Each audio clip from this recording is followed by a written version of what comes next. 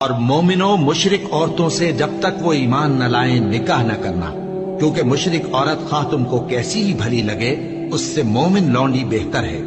اور اسی طرح مشرک مرد جب تک ایمان نہ لائیں مومن عورتوں کو ان کی زوجیت میں نہ دینا، کیونکہ مشرک مرد سے خواہ وہ تم کو کیسا ہی بھلا لگے مومن غلام بہتر ہے۔ یہ مشرک لوگوں کو دوزخ کی طرف بلاتی ہیں اور اللہ اپنی مہربانی سے بہشت اور بخشش کی طرف بلاتا ہے اور اپنے حکم لوگوں سے کھول کھول کر بیان کرتا ہے تاکہ نصیحت حاصل کرے۔ اور تم سے حیض کے بارے میں دریافت کرتے ہیں،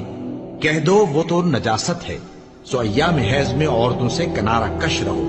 اور جب تک وہ پاک نہ ہو جائیں ان سے مقاربت نہ کرو۔ ہاں جب وہ پاک ہو جائیں تو جس طریق سے اللہ نے تمہیں ارشاد فرمایا ہے ان کے پاس جاؤ،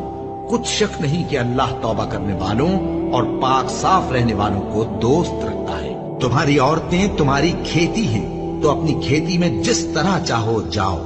اور اپنے لیے نیک عمل آگے بھیجو اور اللہ سے ڈرتے رہو، اور جان رکھو کہ ایک دن تمہیں اس کے روبرو حاضر ہونا ہے۔ اور اے پیغمبر ایمان والوں کو بشارت سنا دو، اور اللہ کے نام کو اس بات کا ہیلا نہ بنانا کہ اس کی قسمیں کھا کھا کر سلوک کرنے اور پرہیزگاری کرنے اور لوگوں میں صلح و سازگاری کرانے سے رک جاؤ، اور اللہ سب کچھ سنتا ہے جانتا ہے۔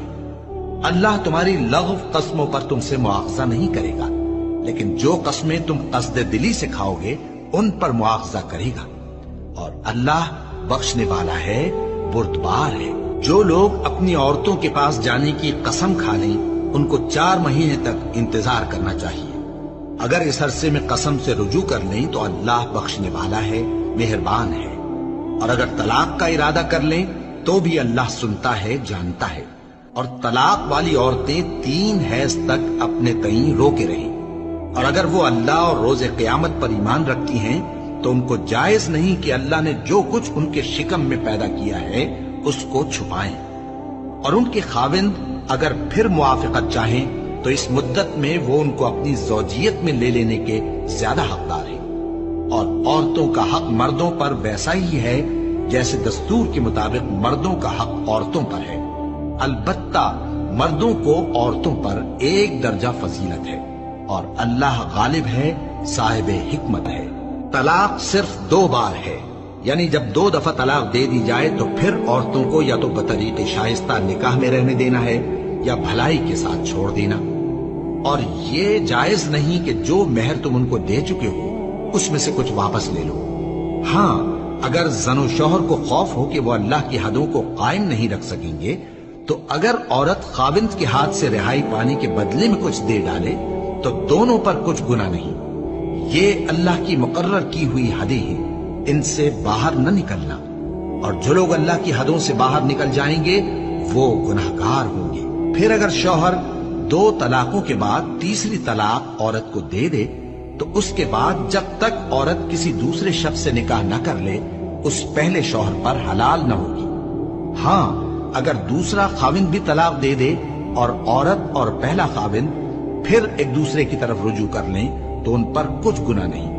بشرطے کہ دونوں یقین کریں کہ اللہ کی حدوں کو قائم رکھ سکیں گے، اور یہ اللہ کی حدیں ہیں، ان کو وہ ان لوگوں کے لیے بیان فرماتا ہے جو علم رکھتے ہیں۔ اور جب تم عورتوں کو 2 دفعہ طلاق دے چکو اور ان کی عدت پوری ہو جائے تو انہیں یا تو حسن سلوک سے نکاح میں رہنے دو یا بطریق شائستہ رخصت کر دو، اور اس نیت سے ان کو نکاح میں نہ رہنے دینا چاہیے کہ انہیں تکلیف دو اور ان پر زیادتی کرو، اور جو ایسا کرے گا وہ اپنا ہی نقصان کرے گا۔ اور اللہ کے احکام کو ہنسی اور کھیل نہ بناؤ، اور اللہ نے تم کو جو نعمتیں بخشی ہیں اور تم پر جو کتاب اور دانائی کی باتیں نازل کی ہیں جن سے وہ تمہیں نصیحت فرماتا ہے ان کو یاد کرو۔